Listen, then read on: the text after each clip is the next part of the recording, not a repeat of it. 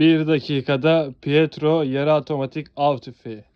Arkadaşlar tüfeğimiz iki parçaya ayrılabilen bir otomatik. 71, 61, 51, 47 namlu seçeneği mevcut. 7+1 tüfeğimiz. Üstten 22 milim raylarımız mevcut. Dipçik ve el kundağımız plastik. Hemen şöyle sökelim.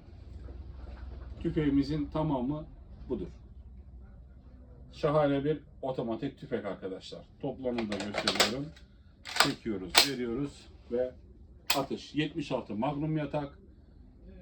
22 milim ray, red dot, fener, dürbün, lazer komple montaj yapabileceğiniz yanak ayarı olan, nişangah sistemi yüksek gez arpaçık olan, arzu ederseniz red dot, fener, dürbün montaj yapabileceğiniz iki parçaya ayrılan kulaktan çözme dediğimiz otomatik tüfeğimiz.